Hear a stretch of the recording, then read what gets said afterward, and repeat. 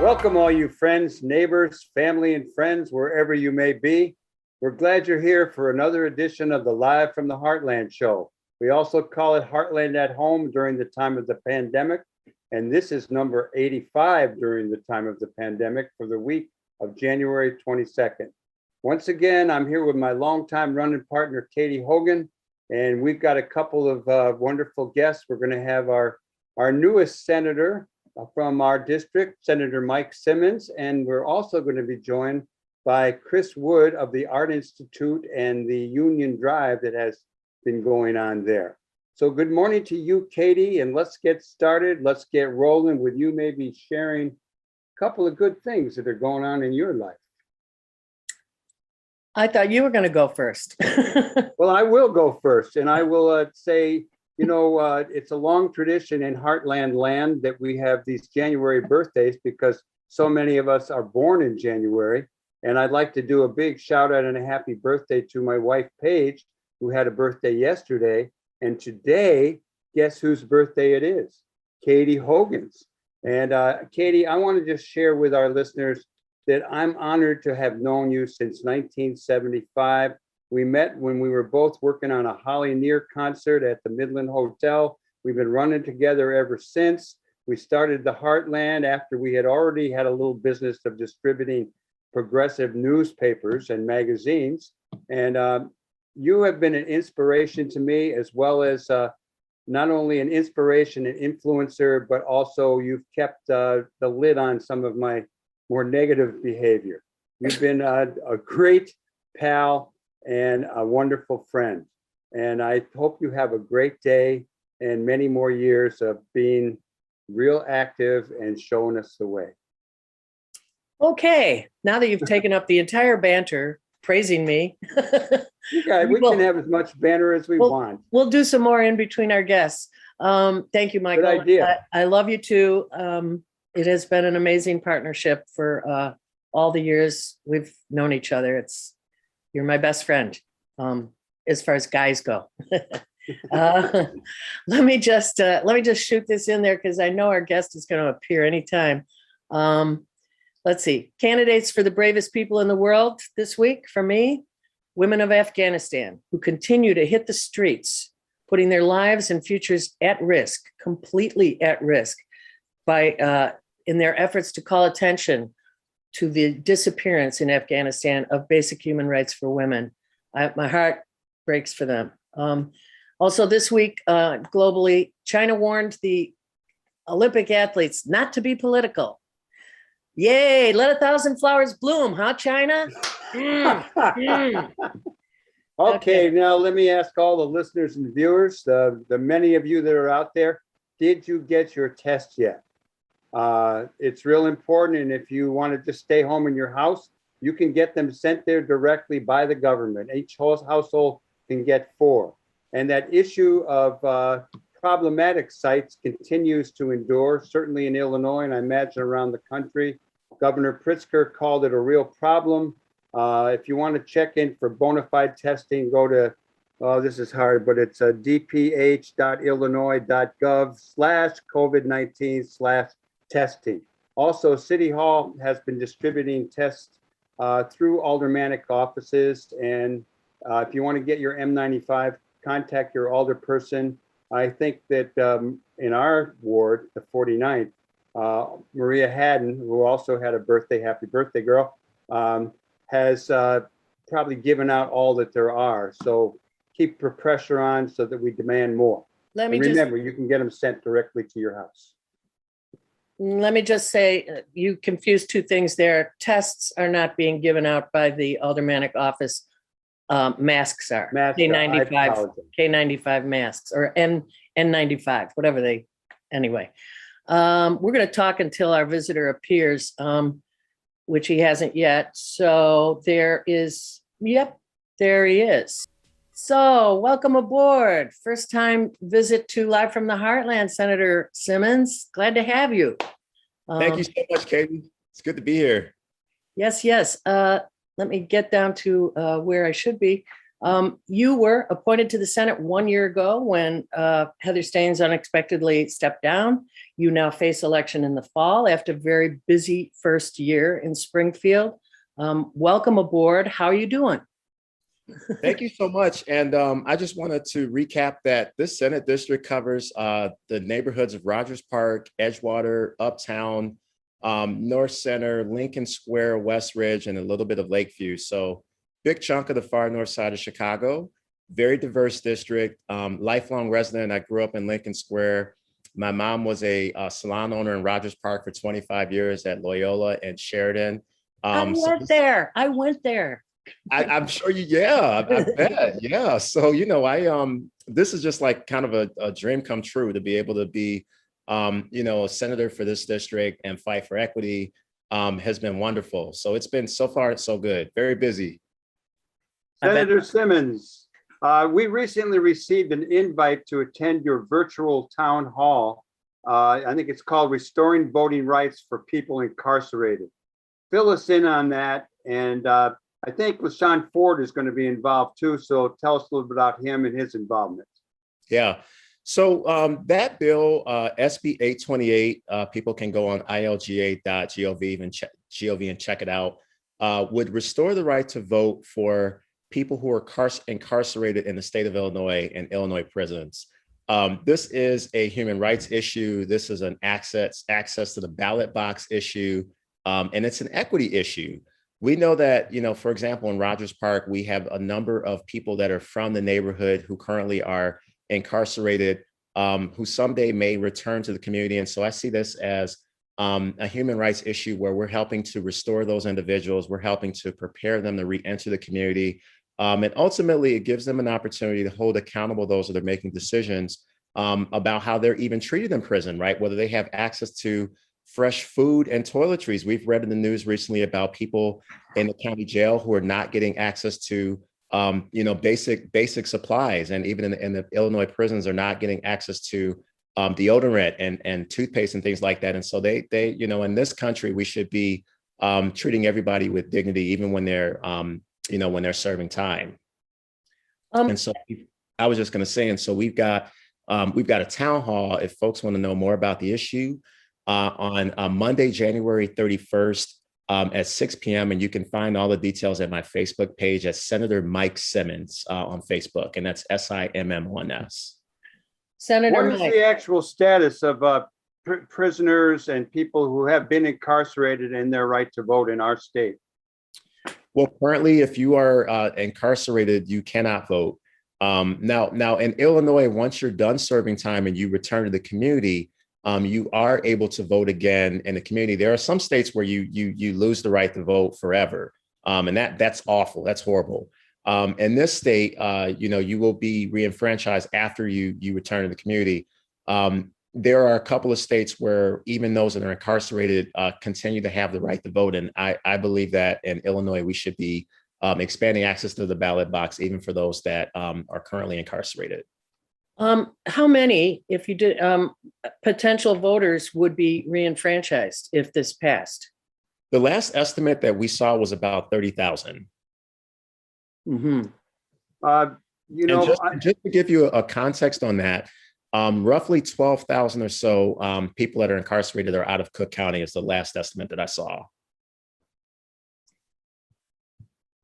Michael? Let me ask you a bit about the percentage. You shared the percentages of who's in jail. You want to break that down for us and share it with our listeners and viewers? Yes. So you mean that the percentage of, I'm sorry, what was the question? He's talking about what was in your email that we got facts about the bill and who's in prison. And you broke it down. You had, for example, 55% veterans, people, women, mothers. Oh, yes. That was a very good email that we sent out. I don't have those numbers right at the tip of at my fingertips, but what I can say is that, most people, I think when they think of the stereotype of who's serving prison, they think of someone who, maybe is a 27-year-old Black male, right? And the reality is that a number of people that are in prison are moms, first-time offenders who got the book thrown at them, Oftentimes, these are people who are veterans who society has failed, right, has not provided them with access to jobs, and in some instances haven't been able to access VA benefits. And so they've fallen on hard times and have ended up in prison. And sometimes these are people who have mental health issues that absolutely should not be in our prisons and should be receiving some sort of humane social service delivery. And so it really is, I don't know the exact percentages, but it's a pretty big blend of the community and individuals that we oftentimes would recognize as our neighbors who society has failed. So also there's two parts to your life now. There is governing and there's politics, as with all elected officials. And it's now signature gathering time. And we know Representative Kelly Cassidy set up shop last Saturday and will again today in the outdoor tents on Jarvis at our public house to both collect signatures and to hand out petition sheets to volunteers who are gathering more. Any other tricks that have been developed to get this task done during a pandemic, which is normally a face-to-face enterprise? Yeah. So, first of all, I got to give a shout out to our representative, Kelly Cassidy. I mean, she's been really creative about how to do this in the pandemic. The petition happy hour we did last Saturday was a blast. Like, it was the funnest part of the whole weekend. Like, she's really good at making this stuff fun, which is important. If you want to keep people engaged, they got to have a good time doing this stuff. We're going to be doing it again tomorrow from 3 to 6 at Rogers Park Social. So I encourage the watchers and viewers to come join us tomorrow, Rogers Park Social, 6920 North Glenwood. Tomorrow being today, when you're hearing this live, it's Saturday morning. So you can do it this afternoon. People. This afternoon, 3 o'clock, Rogers Park Social, 6920 North Glenwood. I'll be stopping by. So it'd be great to meet a number of you in person. And we got to get your signatures in order for me and Kelly Cassidy to get on the ballot. By the way, I'm the first openly gay member of the Illinois State Senate. Kelly is a member of the LGBTQ community. Mike Weaver is running for judge. He is a gay person that comes out of Andersonville. So we're going to be doing a queer candidates petition happy hour later this afternoon. And so I just wanted folks to know that, right? Because representation is really important. And in order for us to be in the General Assembly, we got to get their signatures, right? I have to get 650 signatures to be on the ballot as senator. So does that mean, Mike, you're going to get 1,200 signatures or 2,000? Yeah. I'm planning to get a minimum of 2,000. I probably even get more than that. Maybe 3 or 4 if I can. Yeah. And the trick to the trade, what I've really been doing, Katie, is I've been really door knocking a lot. I mean, I just really find that I've only been in the state senate 11 months, so it gives me an opportunity to meet more voters and gives them an opportunity to ask me questions. Kick the tires, look under the trunk, and get a sense of who I am and what drives my heart. And put a bug in my ear about the things that are important to them. I mean, I was in Rogers Park last weekend over by Morse and Lakewood and some of the apartment buildings, and there are people that are really concerned about increasing rents, right? And they're afraid that they're going to be displaced from this community. And so, as somebody that comes from this community, that's such an important issue for me. And it helps me move my legislation when I can say that I've directly heard this or that from constituents and not just, sitting in my office coming up with stuff. Mike, may I ask who you got any competition for this seat? Anyone who's going to run against you? I haven't heard of anybody, but I don't take anything for granted. I feel like you gotta get out there, even when it's 6 degrees. You got to talk to your voters. You got to get those signatures. And you have to have a compelling platform. And, the rest takes care of itself, right? You got everybody I talk to door to door. I ask them for their signature. I ask them to consider voting for me, and don't take anybody for granted. Let me ask too, what's the best thing that's happened to you in your new role as state senator during your first 11 months? And what have you been working on in addition to the incarceration question? Yeah. And what do you hope to work on once you're reelected? Yeah. So I would say the best thing that has happened was, I was in my office a month after I got sworn in, and I read a story in Block Club Chicago about a 4-year-old Black child in Chicago who had braids and was excited to go to school. And his principal said his hair was unacceptable and sent them home. And so I introduced, like right away, I read that story and I said, that's it. Like, I'm tired of reading about this happening to our young people and to Black youth. And I wrote a bill and named it after him, the Jet Hawkins Act, that is now a law of the land, that makes it illegal for schools, public schools, charter schools, private schools, all schools can no longer pick on Black youth for having braids, dreadlocks, and cornrows. And I'm a state senator, wears his hair in freeform locks. It's a way to honor my ancestors and my heritage. And I think everybody should have that right. And so that was just amazing. I didn't expect that bill would generate as much excitement all across the state and the country like it has. And there are people in this district from all racial backgrounds that universally really have a kind of viral response to that legislation, right? Just the whole spirit of what it's trying to do. So that was pretty cool. And in addition to that I'm really focusing on economic insecurity. My top two issues are addressing economic insecurity in the 7th district. So talking about people that are being priced out, talking about rent control, talking about affordable housing and diversity, that is the number one issue. And then my second top issue is addressing health disparities for people living with chronic mental health conditions, which is such a big issue in our neighborhoods. And so those are my top two North Stars legislatively. That's great. Let's stay with the health thing. I currently, and we talked about this in our banter a little bit, COVID testing has come under fire and also is being utilized broadly by many, many people. How is it monitored, if you know? And well, let's start with that and I'll come back with another question. Yeah. So recently the state of Illinois made available several 100,000 new testing kits that will be available in Chicago for schools. So I think that's what the community has really said that they want, right? Is people want to be able to get those tests. And they want to be able to know that people are notified when they're testing positive and have some sort of game plan to get healthy. So I think that's really important, and we have to make sure that gets out the door quickly. So I got to tell you, I checked your list of vaccine sites in the 7th district. That's in your newsletter that most recently came out, and it does not list any in Rogers Park, even though we know they exist. Now, is that an oversight or a statement about whether you recommend them? No, it's so we have done, I think we did a partnership with Kilmer about 6 weeks ago. We did a number of mobile vaccine clinics with the school starting last November. So there were a number of Rogers Park schools that we visited. We did one with Sullivan, did one with Kilmer, did one with Jordan, and then we did a number of others in Uptown and Edgewater. So the newsletter that you just saw is listing the ones that are planned for the next couple of weeks. But I just wanted to point out that there's been a broader rollout of these clinics that's been going on since November. I'm not talking about vaccinations. I'm talking about the testing. They didn't have the test sites listed that that were in Rogers Park. I think it was an oversight. Right? Yeah, we need to double check that. Yeah. Okay. Yeah. And people are confusing the two a lot.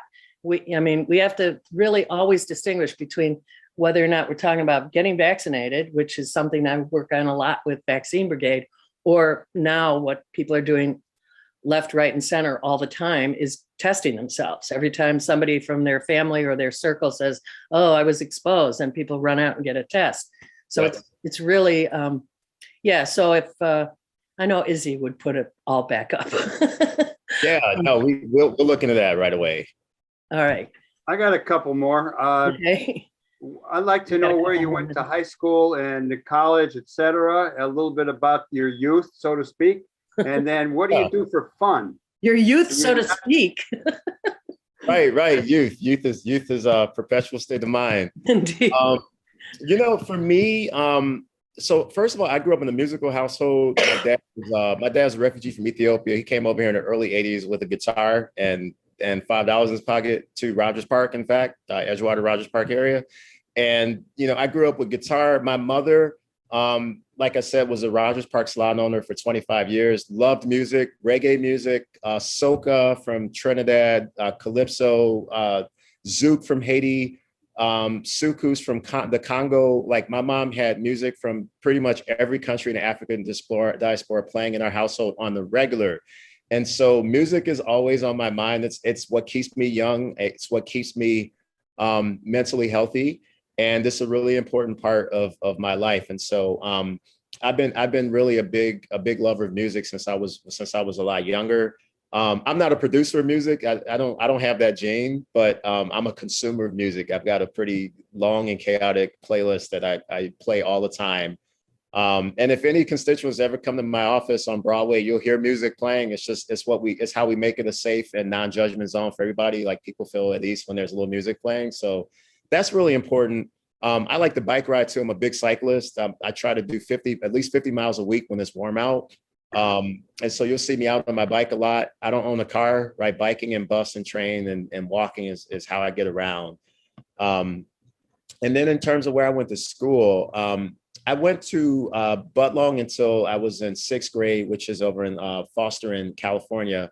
And I like to always tell people that the reason I left Budlong is I was assaulted by a security guard for being gay when I was in 6th grade. It's an important part of my story. I feel like it's important to mention that because there are youth that are being bullied today for being queer. And so my mom took me out of that school, and she spent about 6 months trying to find another good school for me. And I ended up landing in a couple of different schools, and then eventually landed at St. Thomas of Canterbury in Uptown. I went there for 8th grade and was a straight A student.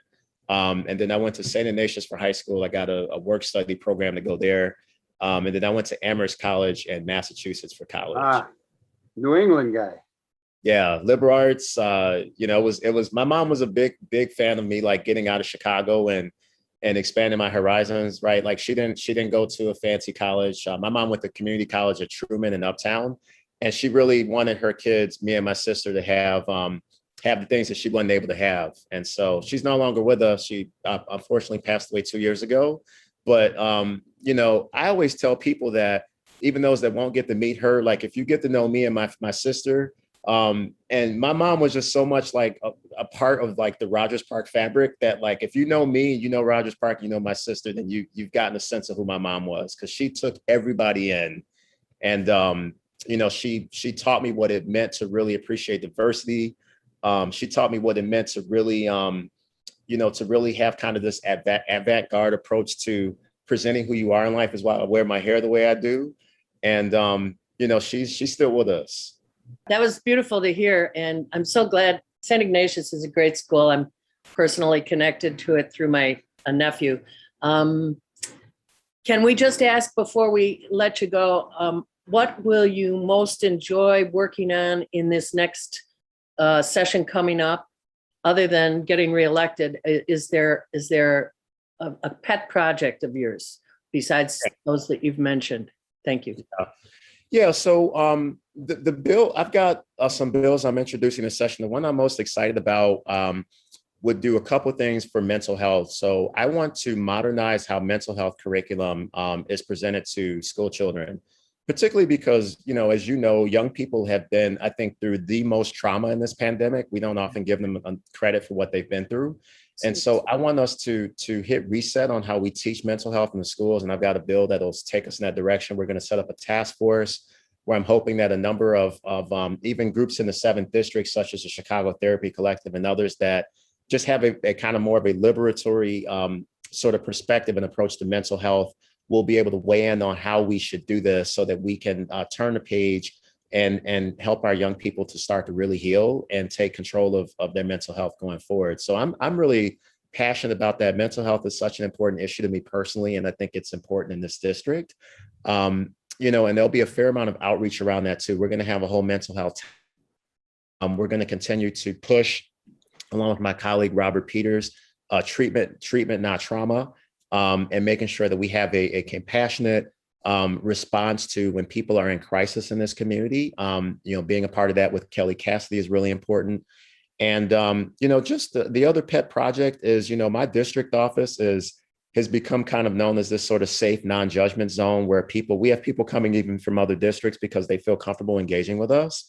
And, I just look forward to what happens in that district office. We just launched Senators of Tomorrow for youth, like young people, can come to the district office once a month and shadow me and get a sense for what does a state senator do? What is this all about? Because we want to empower youth, right? Youth empowerment is a big part of what I'm strategically trying to pull off in this role. So I'm excited about that. One more time, your town hall, the time, the date, how people get it. Oh yes, for the town hall to restore the right to vote for those that are incarcerated will be Monday, January 31st at 6 p.m. It'll be over Zoom, so it's easy to participate. And you can go to my Facebook page at Senator Mike Simmons, MISIMMONS, and you'll see the event listed there. There's a graphic. It's me and LaShawn Ford. And you can also call my district office, 773-769-1717. And my chief of staff, Izzy, can make sure that you have everything you need to get on that Zoom. We want everybody to participate in that. It'll be a really great opportunity to talk about an important issue. Okay, we want to thank you so much for coming on today. And wonderful. And we will we'll have you on again. So Great. I'll look forward to it. Peace out. Look forward to meeting you in person. Thanks, Michael. Can't wait. See you soon. All right. Bye now. Bye. Welcome aboard, Chris Wood from the Art Institute of Chicago. Michael found Chris, so I'm going to let Michael introduce you and we'll get going. Well, Chris, is to my understanding, you've been part of a pretty successful union organizing drive at the Art Institute of Chicago, a beloved institution here in Chicago. And I'd like you to share with our listeners and our viewers what led to that drive and how long it's taken, some steps along the way, and where things are currently at. Yeah, sure. Well, first, Michael and Katy, thanks for having me. Happy to talk about this and spread the good news. Just a little bit about myself. I work at the museum. I'm the AV systems manager, so I'm kind of the head of all of the AV installation here, as well as, you know, design and working with curators, artists, everything that entails with exhibitions. I have been working here for about 3 years, and just the last 4 months have become a full-time employee. So I just want to plant that seed a little bit. That might help clarify some of the reasons why we are organizing, or we have organized. But basically, as of last week, we have successfully formed a union. We went through the union election and had kind of an overwhelming 76 with contesting, but in our, you know, calculations, 78, closer to 80% yes votes to form the union, you know, because of the basically numbers. Ordinarily, we would go through all of the challenges, and, you know, the museum administration challenged 20 different votes, but we're just going to drop those because we have the numbers to say that we have won.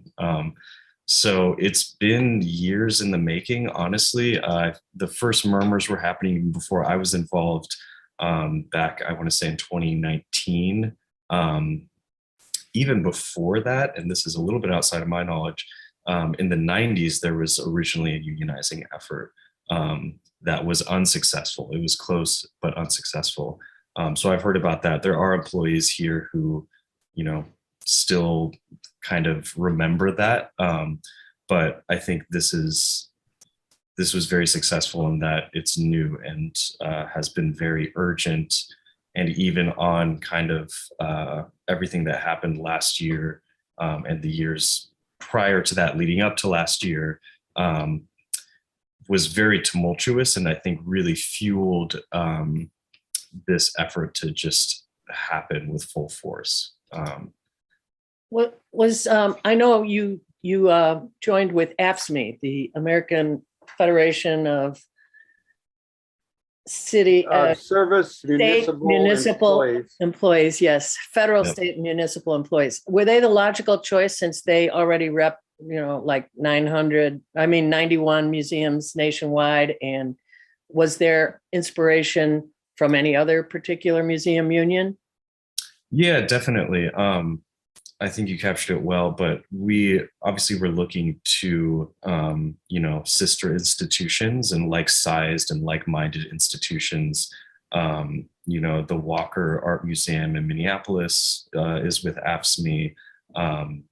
Believe it's the Metropolitan Museum of Art is with AFSCME, as well as Chicago institutions. You know, the Lincoln Park Zoo is a part of AFSCME.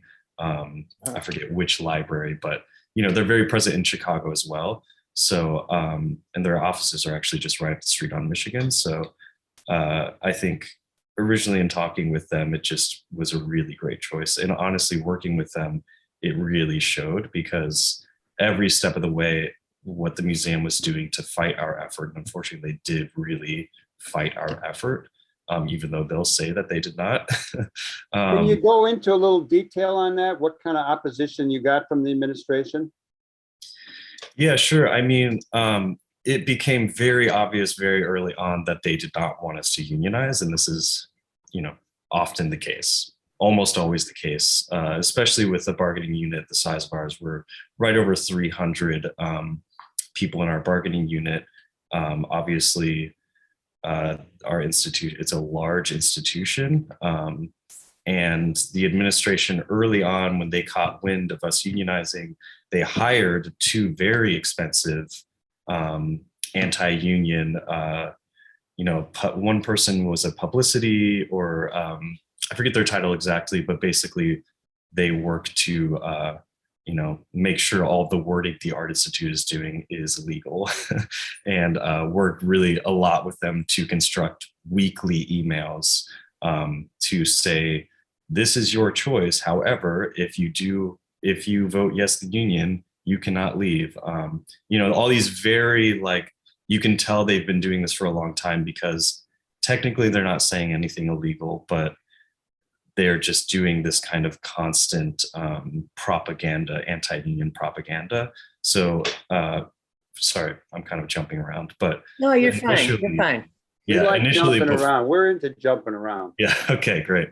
So initially, you know, there's a lot of there's obviously a lot of strategy that comes with unionizing, and a top strategy is that we, as the unionizing employees, want to announce it before the museum announces it, because they can basically use, you know, any time that they have to prepare against the union is going to hurt our effort, because they started, you know, calling meeting with managers, saying, you know, there's a unionizing effort. Let us tell you how, like, this would hurt your workflow, how this would hurt your team. You know, also, you are not in the bargaining unit, so you can't vote for the union, so you should be organizing against it. However, a lot of people they were calling into these meetings did qualify to be in the bargaining unit. So they were kind of doing these very early tactics of, you know, kind of, what's the word? Sabotage. Sabotage. Yeah, that's the word. I mean, Chris, you're outlining classic tactics that union efforts reach. And I love hearing your description of it, because you're fresh to this process, right? You've never tried this before. And that's to me is really telling. Any situation where workers are organizing to unionize, it's generally that they are doing this for the first time, and that they are way less experienced than the management at supporting their effort. So it was a good question Michael asked about, you know, what exactly are they using to undermine you? And you said it simply and purely. They can call meetings. They have the power to subjugate or sabotage efforts with the managers, et cetera. But you won, right? Last week you won. And I think that's a good point, is that, you know, these are tactics that have been employed over countless union efforts. And it really shows that they hired two very expensive, very experienced anti-union, one of them a lawyer, one of them, you know, a PR person, because they just utilize the same tactics. And so it was funny working with AFSCME, because they knew what to expect, and they forecasted every single tool and thing that the Art Institute administration tried to do, to the point where, you know, we had a lot of something great about our employees is that we're very creative. And so we had a lot of promotional materials and posters and, social media content that was produced by really great coworkers of mine. But AFSCME helped us develop this union bingo, which basically predicted things that the administration would do to try to keep us from unionizing. And, they hit every single mark. And we were able to stay above in front of the curve because of that, because, and I think not just because of that, but because the whole world is kind of getting more hip to, okay, yeah, there have been so many anti-union lately just in national news. Right. John Oliver released a big thing or had a big episode on it. The Amazon unionizing, like all these things, it's really in the public eye. So that when my employees and I see these anti-union tactics, it's pretty easy to call it as bullshit, We like workers rising up. And let me ask you, Chris Wood, who is included in your bargaining unit, and does it include the School of the Art Institute? Yes, that's a good question. So what we did is called a wall-to-wall union, which means that it's all employees eligible in the museum will be in the same union. We are distinct from the school. So the museum and the school are distinct, though we share a lot of kind of administrative departments, not a lot, a handful of administrative departments. Our professional units or the majority of our employees are separate and under separate managers, et cetera. So, this was a little bit before I was on the organizing committee, but we were trying to organize everyone together, the school and the museum, but just legally it would not work. So I am in the museum. We have a bargaining unit of about, it floats over 305 to 330. There's a lot of turnaround here, unfortunately. And it does include, professional and non-professional. We are all under the same union. Mhm. So some places decide to separate those two. The distinction between professional and non-professional is kind of arbitrary, which is why we didn't want that distinction.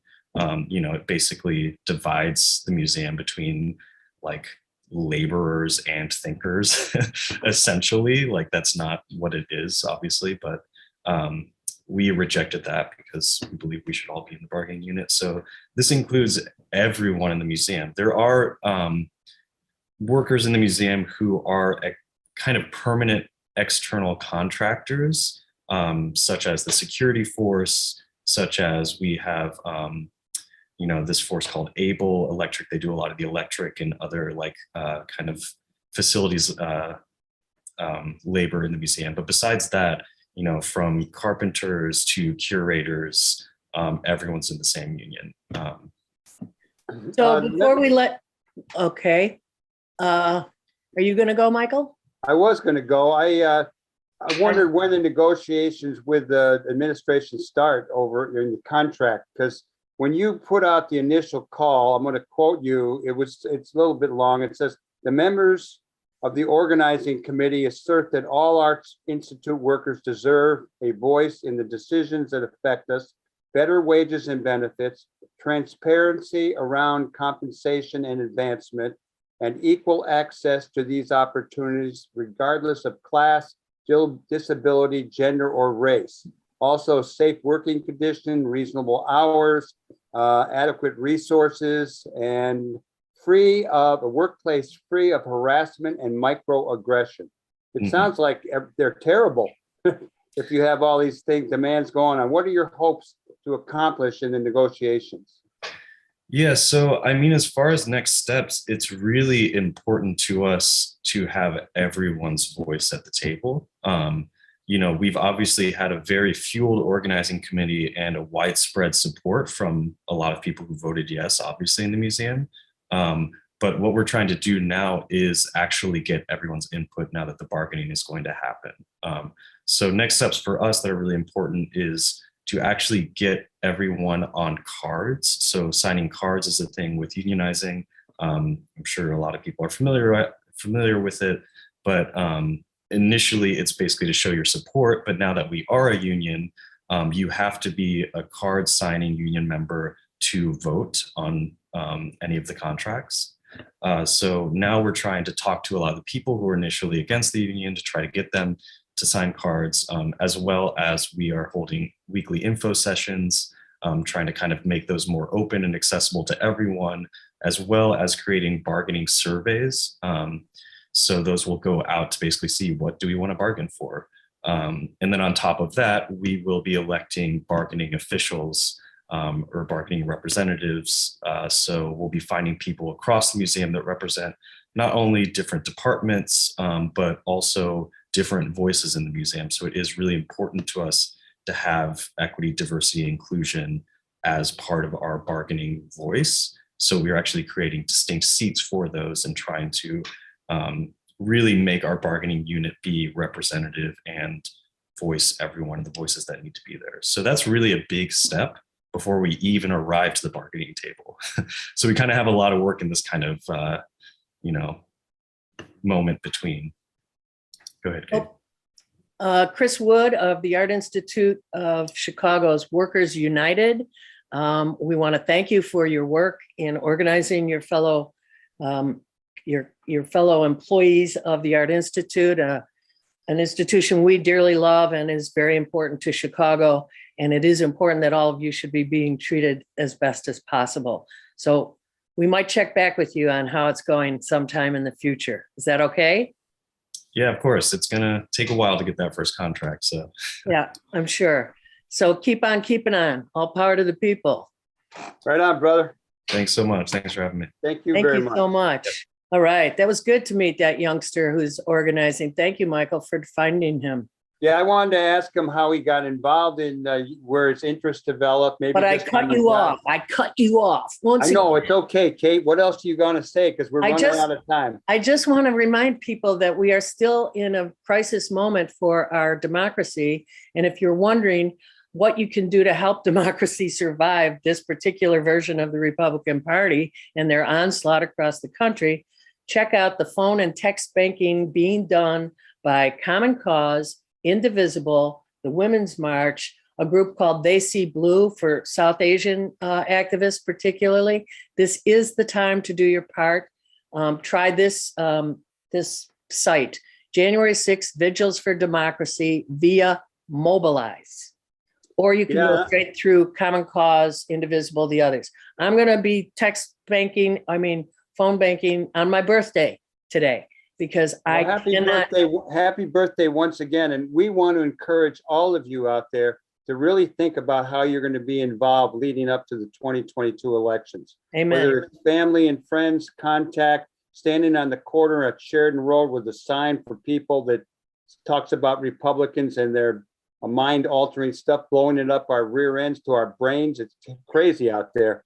And I know I shouldn't say that too much, but I've been thinking about how do we get across to some people the severity of our situation? I'm with you, my brother. I'm with you. Oh, you're going to take us out with Our World in Twin Peaks. What do you got to say, Kate? Well, just the same old, same old. For over 25 years, we've brought you live from the Heartland, which we now call Heartland at Home because we're both at home.